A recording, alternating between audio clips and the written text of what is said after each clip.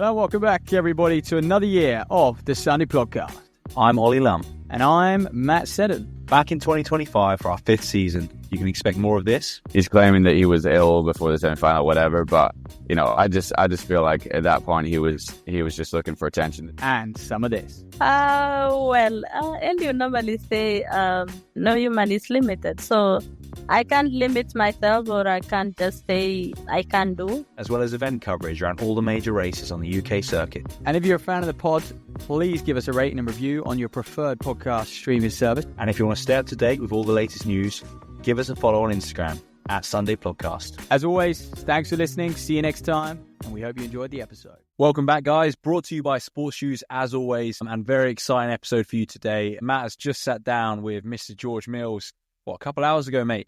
And he's going to tell us all about it now. Well, I'll let Mills tell his story. No, I mean, top 10 all time in the 3000, faster than Mo Farah, Josh Kerr, faster than Kipchoge, faster than Bekele indoors as well. It's pretty impressive. And so we thought we better find out, what's been going on. I think what was cool, mate, is we last spoke to Mills in Dubai. And, I was in Dubai with him. That was 2021, so that's 4 years ago now. And so a lot's changed in that, as episode 11 for the OG listeners. So a lot's changed in that time. Yeah, and that is something that's quite interesting, because we've had a lot of people over the years sort of say, you're overlooking George Mills, that sort of thing. And we've always kind of gone back to that and said, look, he's someone we got on the pod a long time ago, and we chatted to him, not even at the start of his journey. He'd already done a lot on the junior stage, and had obviously earned his spot. Champ.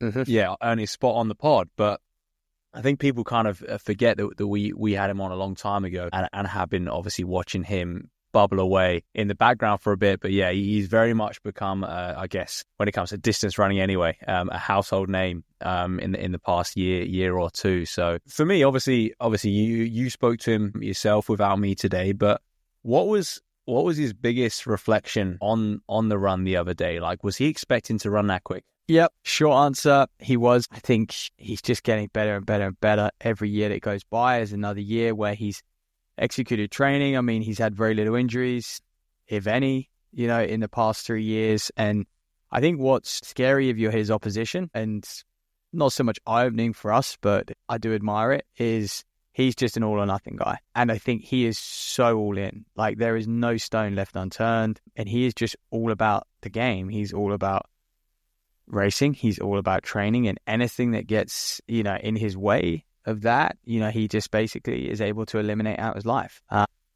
He's at altitude an incredibly large part of the year as well. And, and I think distance running, I mean, you're up against Kenyans and Ethiopians who are born there and live there. If you really want to compete globally over the 5,000, I mean, you look where Grant Fisher now bases himself. You look anyone coming out of NAU, they obviously base themselves, OAC America are obviously based at altitude. And I think, is there now an argument the way this sport is? Can you get by as even a 1,500 runner if you're not at altitude for at least 6 to 8 months of the year? Yeah, I think so. It's going that way, isn't it? And I think just elite sport in general, like even if you can get away with it, why would you take the risk? Like if you have the financial backing from a brand or whoever it is, or you're part of a group that's able to do that, why do you take the risk of not doing it? That's my, I guess, counter. Like, yeah, you might be able to get away with it, but why would you risk not doing it? Even if it's going to give you just a bit of a mental edge or whatever, why would you risk not doing that, to be honest? And I think for George Mills does have his critics, right? Like, and I'm sure there's some people like who are critics listening to this as well, but that's one thing you cannot fault the guy for. Like you say, Matt, is he is all in, and he doesn't leave any stone unturned in his pursuit of being the best. And that is, he's also unapologetic about that, right? He's not trying to be a pro and try and make teams. The guy's trying to win medals. I think, yeah. And then just to finish on that point, he's been all in for quite a few years now. And I guess what truly is all in, like, what does that look like? But, I think the extremes of the way that he lives his life and everything he does is in a calculated manner in order to get him faster, get him better. And I think, these performances haven't just come from double threshold. They've come from everything. that he's done in the past 3 and a bit years. So yeah, credits to him. Do we get a huge insight on his training? No, but I'll let you listen to the podcast. Yeah, 100%. So over to George. And as always, guys, we hope you enjoy the episode. We'll catch you very, very soon.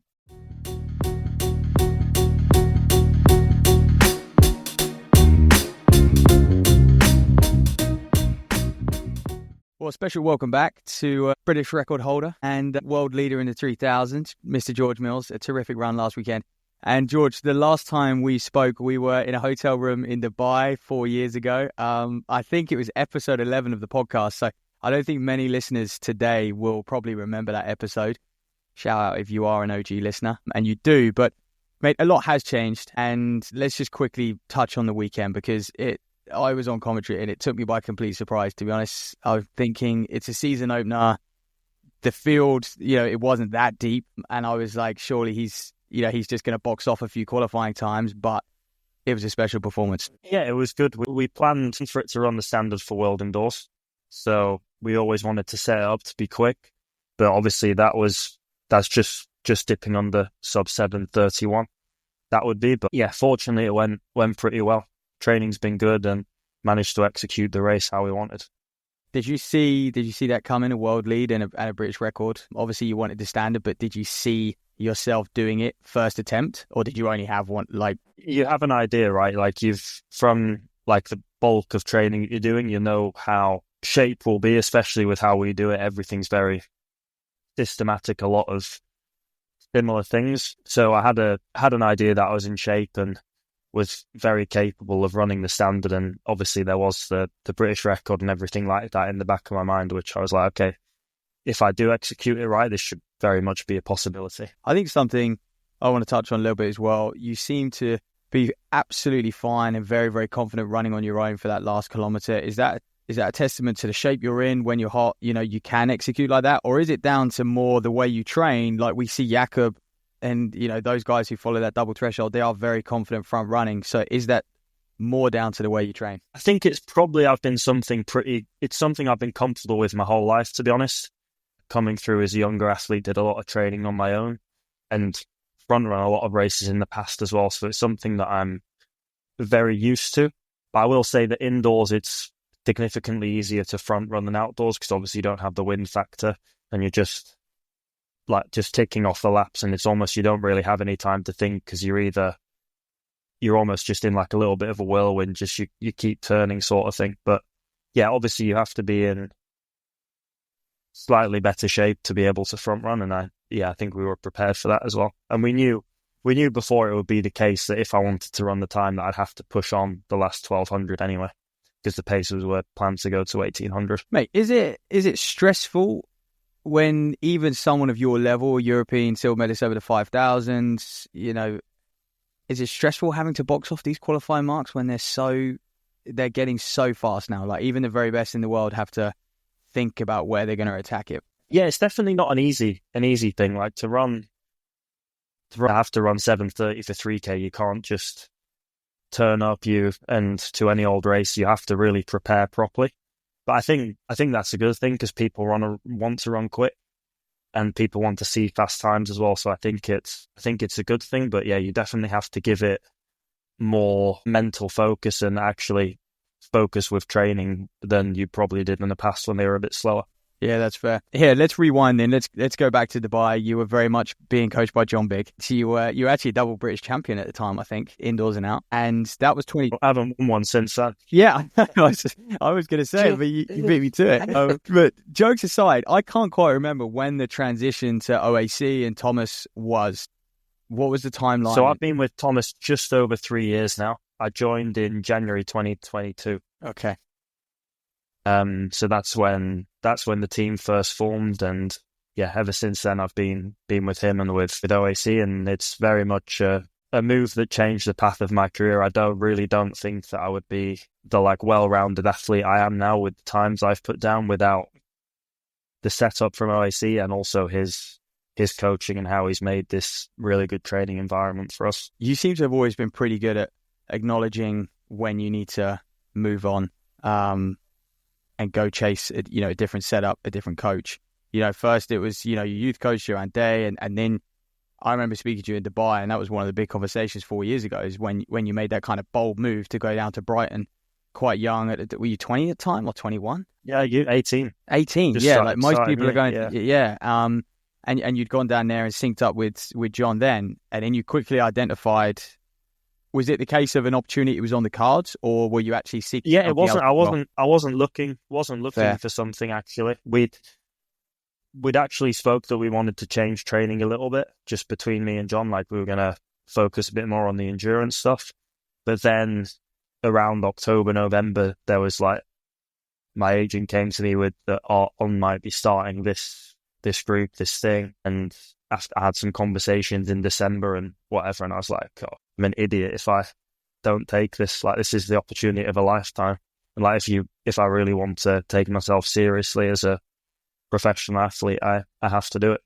Man, and it's snowballed since then. And it didn't seem to take you long to transition to the style of training. Yeah, and I think it probably took me about 18 months to start to really be able to do it properly. The first year wasn't crazy. Like the 2022, I like improved by a second or something over the 1500, but that probably would have happened anyway. But then 23 and obviously 24 last year, there was some big progressions. Why did it take you, actually that's a bit longer than I thought actually, but why do you think it took you that 12, 18 months to transition? Because obviously, is it because John's training was almost like the polar opposite, wasn't it? It was very high intense. I remember seeing you rip some 300s and stuff. So did it take you a while to sort of get used to that lactate work? Exactly, yeah. It was like a little bit backwards to go forwards, I'd say. Like you stagnate for 6-12 months, but then obviously like now you can see that the work that you've put in that time is really has set a really good foundation to build on now. And it's also it was a lot of changes. Like you're on camp a lot more, or I basically live at altitude now because that's how we've seen how it works in the last year or so for me. But it was a lot more training camps. Like you're never really in the UK for training and various things like that. So there was a big transition. Obviously, it was a new team coming together, so we all had to work together to try and work out what was the best way to do it. I want to touch on altitude. Then you do virtually live there. How many months a year are you up at altitude, and for how many? Probably 8 or 9 months, maybe. And yeah, you think a couple of weeks out of that is competing as well in the down period. And from your training and your physiology, you clearly identified that it's a must. Yeah, I think for me it really works, but it's very much an environment thing as well. Like the locations that you are on training camp, it's very much just you're there and you train. There's nothing else to do. And that's something that I really thrive on and really enjoy. And it's places where I feel at home and feel very comfortable doing all the training. And we've been able to create like the environment a little bit to like really optimize it both here in South Africa and in St. Moritz, where we're based out of in the summer. Yeah, you talk about the environment. You're someone who I guess has showcased and let us into the inner circles of your life, and you are very, very dedicated, almost radical. That's the one way to put it. Yeah. Mate, I mean, you're acting like just a world-class athlete, right? And I think for some people, they might not be accustomed to it. But when did you sort of decide to go that deep, if you like, take that next step around, because your diet and everything, you've obviously been vocal. It was clearing there was it's when obviously that's the diet and everything, and the day-to-day living has developed over the last 3 years, just like learning more, working with nutritionists and stuff, and like talking with teammates and whatsoever. But it was as soon as I joined the group, I remember I said to Thomas, I was like, I will do whatever we need to do. If you need me to spend all year at altitude, I'll do it. Like nothing. I'll like throw myself into this and work as hard as possible to try and be the best athlete I can.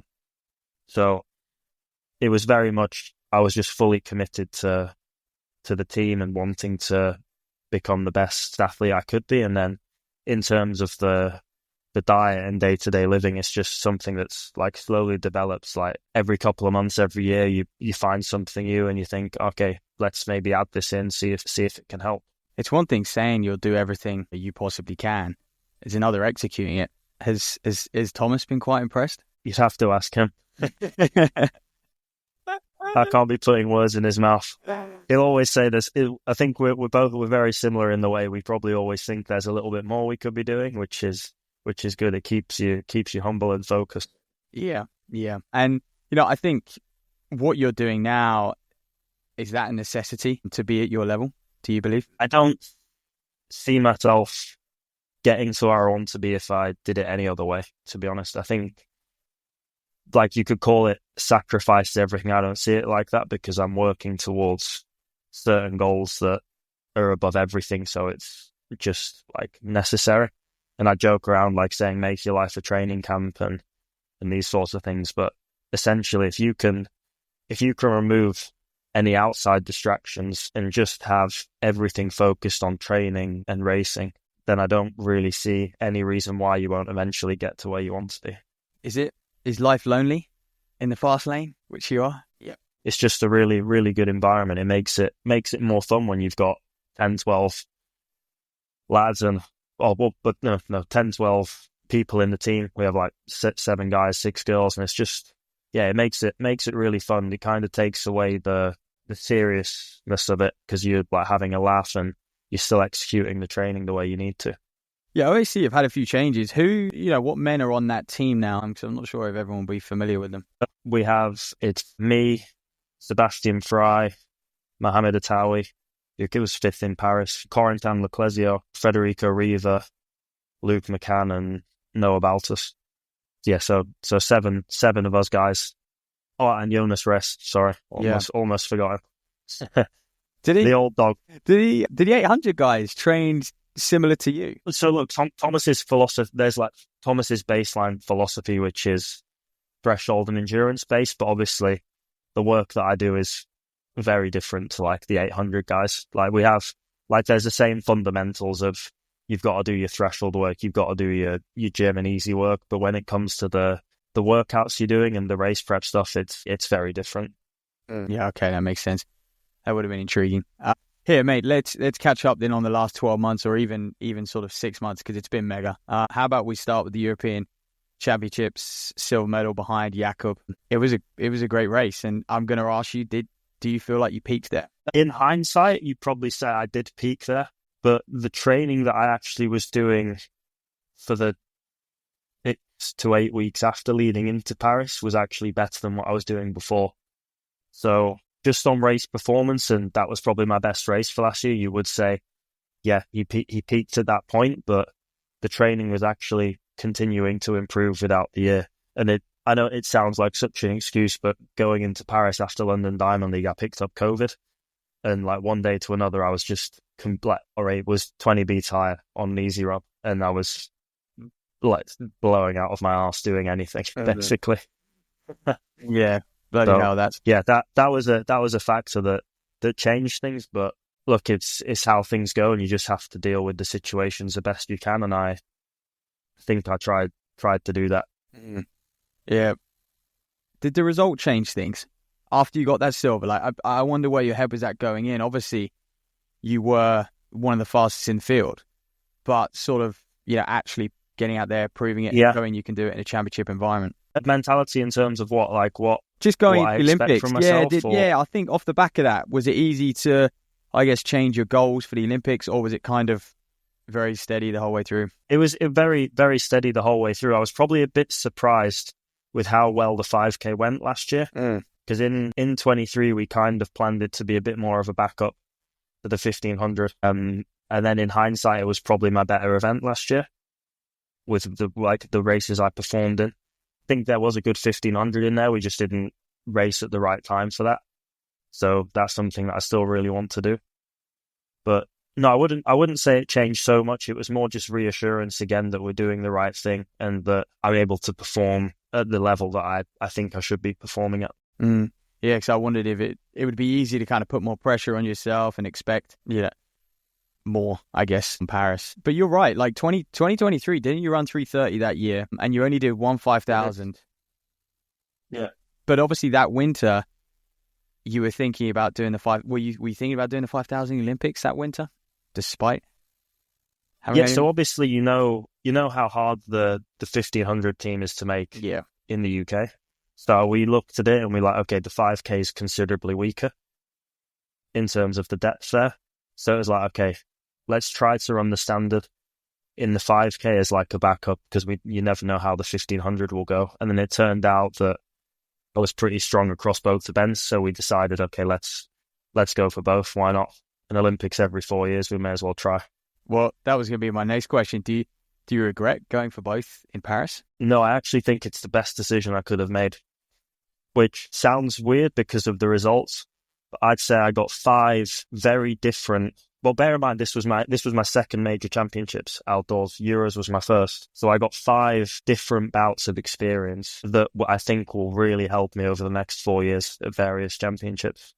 Yeah, and then Because usually you get 2 or 3 max, and we were able to get 5 within 8 days. and also there was like various things that we were struggling with in terms of the shape, just because of illness and the form whatsoever. So it was like a highly stressful situation, and you almost had to just try and find something within my body that wasn't there. I could argue you had a lot of different experiences. Yeah, you talk about in training as well, but then off the track with all the drama at the games, like, yeah, that's probably enough for anyone. Yeah, I think that the incident, I guess, shows the intensity of the whole competition and the stress that everybody's under. And yeah, I think it's one of those things. Yeah, in terms of like the race scenarios and going through like the warm-ups and recovering between the rounds, especially with the repechage thing in there, that's something that I think will prepare me really well for this year's major championships and also ones in the future. Yeah, I think the way that you towed the line every time, I guess, has to be admired, because, you know, there were a few occasions in that Olympic Games where do you look back and you think, well, that couldn't have gone much worse. You know, the way the outcome of certain races happened, like, you know, the 5,000 heat or something like that.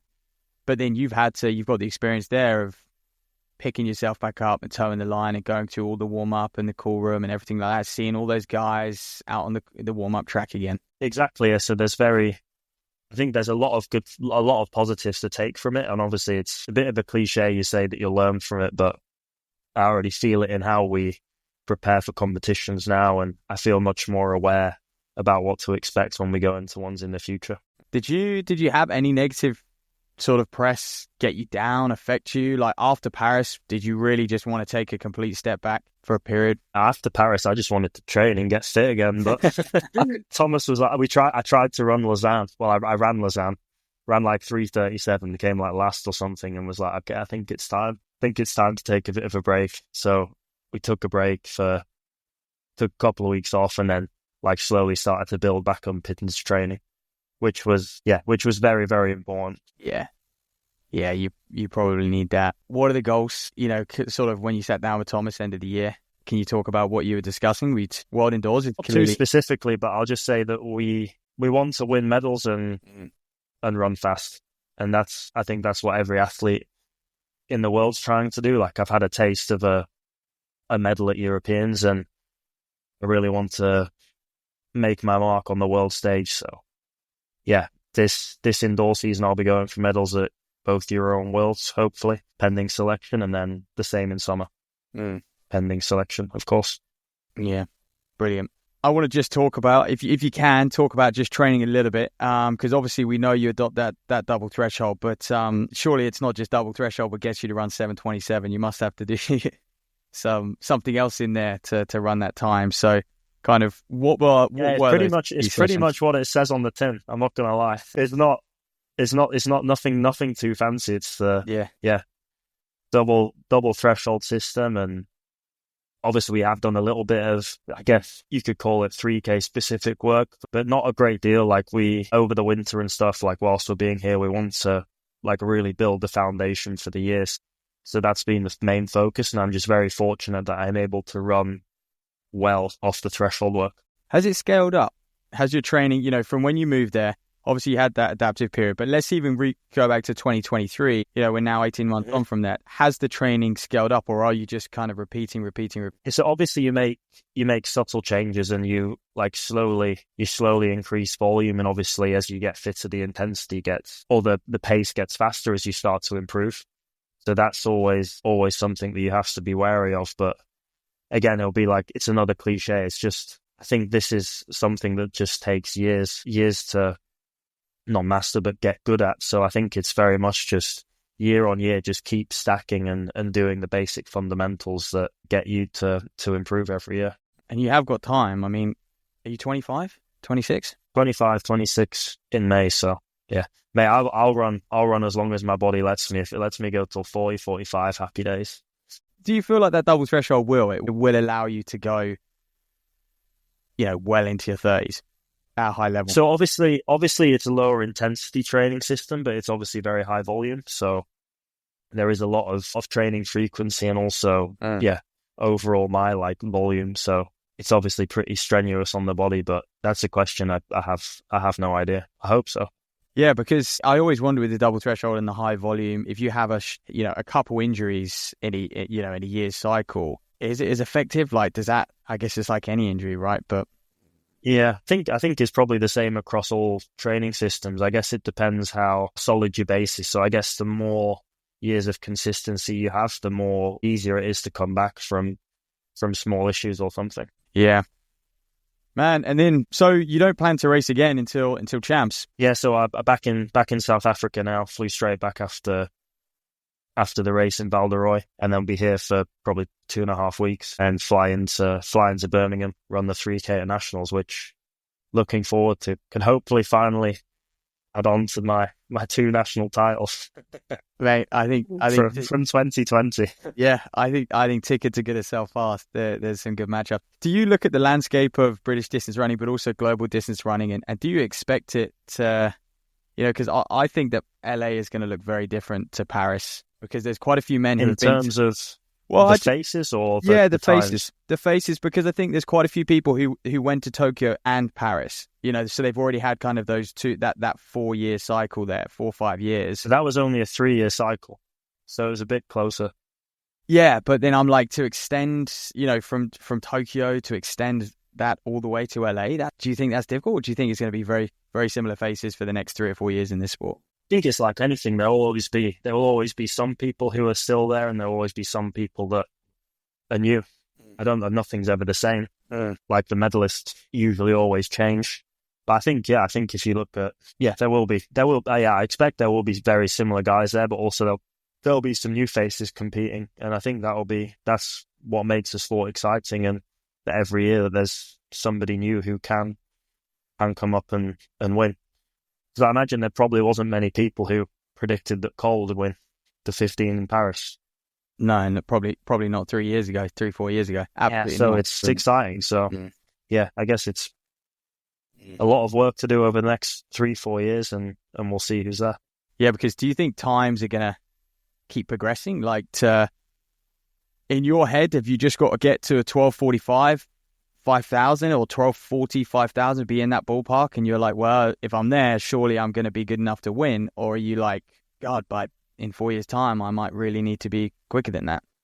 Good question. I think obviously the goal is to get down to the low 1240s or around that, because that's what the medalists are running. So that's the goal.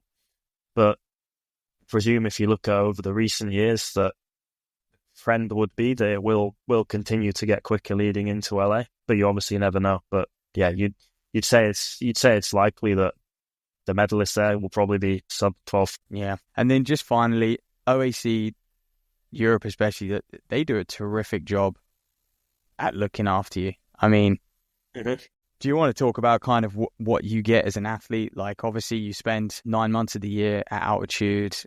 Have you got 24/7 physio, or like what's? But from your channel and stuff, YouTube, it does look like you sometimes get out there and you do get it done on your own. You're grinding solo and in a remote location.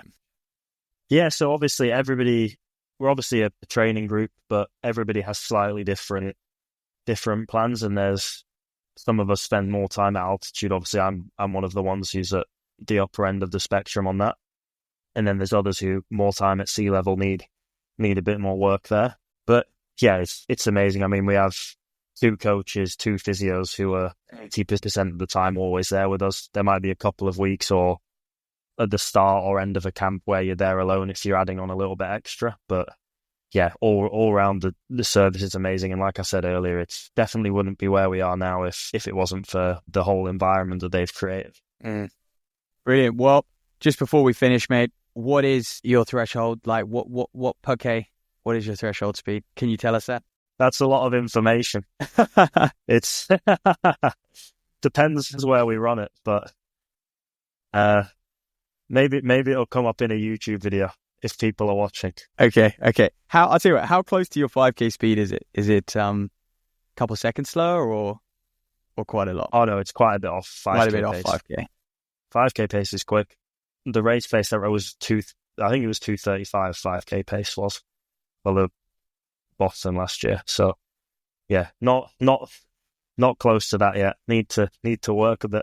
Good stuff, man. Well, look, it's been a pleasure, mate. And yeah, thanks for hopping on. I know you're a busy guy, and we'll look forward to seeing you in Birmingham. No, I appreciate it. Thanks for having me, and we'll speak soon.